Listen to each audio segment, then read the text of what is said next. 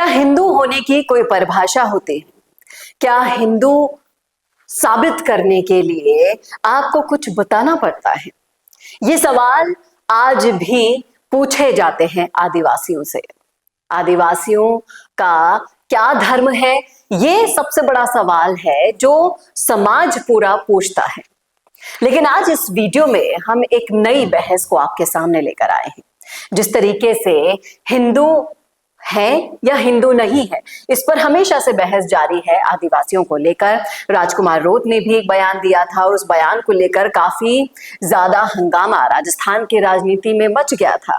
आदिवासियों ने अपना ब्लड सैंपल पहुंचाया था ये प्रूव करने के लिए कि आप जांचिए हम हिंदू हैं या नहीं। तो अब राजकुमार रोत उस बयान के बाद से हिंदू संतों के निशाने पर आ गए हैं। क्या है पूरा मामला, बताएंगे आपको सब कुछ डिटेल में इस वीडियो में, इसलिए बने रहेगा आखिर तक हमारे साथ। नमस्कार, मैं हूं चेतना शर्मा। आप देखना शुरू कर चुके हैं संवाद भारत का भारत के लिए, और उस मुद्दे पर बातचीत करने के लिए मेरे साथ मौजूद है हमारे editor in chief Varun Bhansali जी।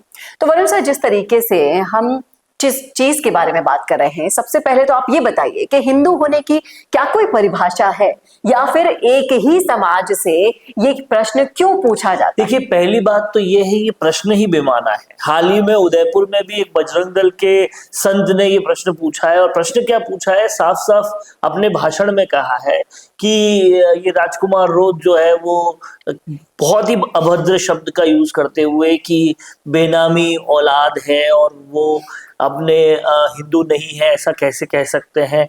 समझने वाली बात यहाँ पर यह है कि आदिवासी हिंदू है या नहीं, इस बहस की तरफ डाइवर्ट करने का मतलब क्या है। आदिवासियों के क्षेत्र में विकास हो रहा है या नहीं, बहस ये होनी चाहिए जी।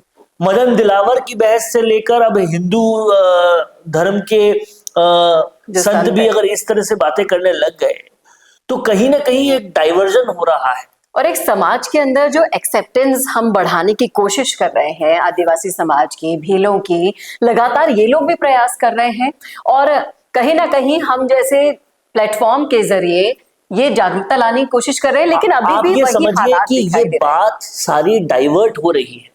बात ये होनी चाहिए कि आदिवासियों को मुख्यधारा में लाने के लिए जो मूलभूत विकास की जरूरत है, पहले वो विकास किया जाए। और बात इस तरफ जा रही है कि आदिवासी हिंदू है या नहीं है।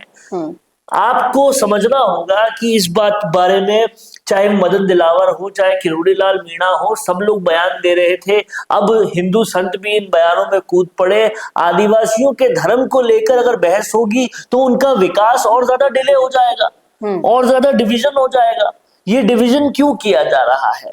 और जब राजकुमार रोत ये कहते हैं कि मीणा भी आदिवासी ही है और मीणा जो है वो हिंदू धर्म को मानते हैं, तो ये बहुत खत्म, बहस पूरी तरह से खत्म हो जाती है, राइट। लेकिन यहाँ पर मेरा मानना यह है कि देखना चाहिए उन इलाकों को, झाड़ोल, चौरासी, बांसवाड़ा, इन इलाकों को देखना चाहिए, उनके विकास को देखना चाहिए और वहां पे काम करना चाहिए।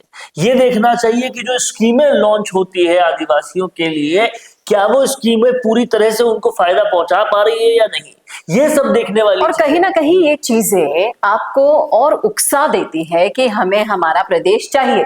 जिस प्रदेश की मांग को लेकर ये इतने अग्रेसिव हो चुके हैं, आदिवासी समाज से लेकर राजकुमार रोत जैसे नेता लगातार प्रयास इन्हीं चीजों की वजह से कर रहे हैं, क्योंकि कहीं ना कहीं दूसरे समाज में इनकी अस्तित्व के लिए बार बार इनसे प्रश्न किया जाता है। और बड़ी बात यह है कि आप देखेंगे, जब इंटीरियर इलाके, उदयपुर के आसपास के, मेवाड़ के इंटीरियर इलाके, वहां जो आदिवासी हैं उनके पास एक वक्त के खाने का पैसा नहीं है। उसकी वजह से क्रिश्चियन मिशनरीज आ रही है, उनको क्रिश्चियन बना रही है, उनको खाना दे रही है, उनको शेल्टर दे रही है। तो वो तो ये कह रहे हैं कि जो हमें खाना दे रहा है, शेल्टर दे रहा है, हम उनके हो जाते हैं और वो क्रिश्चियन में कन्वर्ट हो जा रहे हैं। और यहाँ हिंदू है कि नहीं है, इस पे बहस चल रही है। अरे आप डेवलपमेंट करो, वो आपके प्रदेश के हो जाएंगे, आपके धर्म के हो जाएंगे, सब कुछ हो जाएगा। डेवलपमेंट करो तो सही। बहस विकास पे होनी चाहिए, धर्म पर नहीं होनी चाहिए।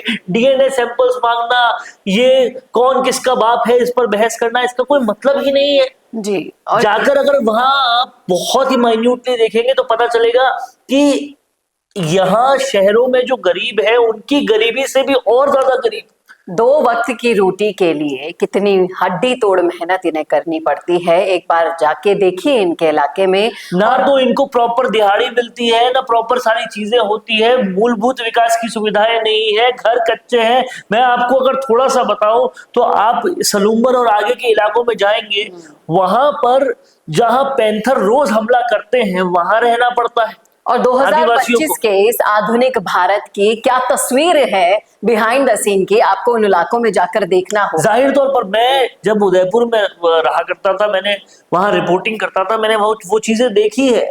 पहाड़ियों में उनके घर होते हैं, घर में दरवाजा लगाने तक के पैसे नहीं होते हैं। पैंथर वहां पर आता है क्योंकि पैंथर के इलाके होते हैं वो, और उनके बच्चों को ले जाता है और शिकार बना लेता है। आधा धड़ जो है, नीचे का जो धड़ होता है वो पूरा खा लेता है।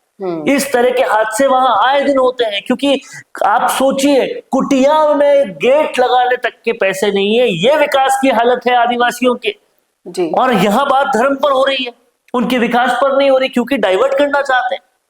ये डाइवर्ट करने की राजनीति को तोड़ना होगा, नहीं तो हमारे आदिवासी भाई विकास नहीं कर पाएंगे। और मुझे लगता है कि राजकुमार रोत का चुनाव इसीलिए हुआ है, बाप पार्टी का उद्गम इसीलिए हुआ है, वो आगे इसीलिए बढ़ रही है क्योंकि वहां आदिवासियों को आशा नजर आती है कि ये हमारे हालात बदलेंगे, और वो बदलेंगे जिस तरह से अग्रेसिवली काम कर रहे हैं, जाहिर तौर पे बदलेंगे।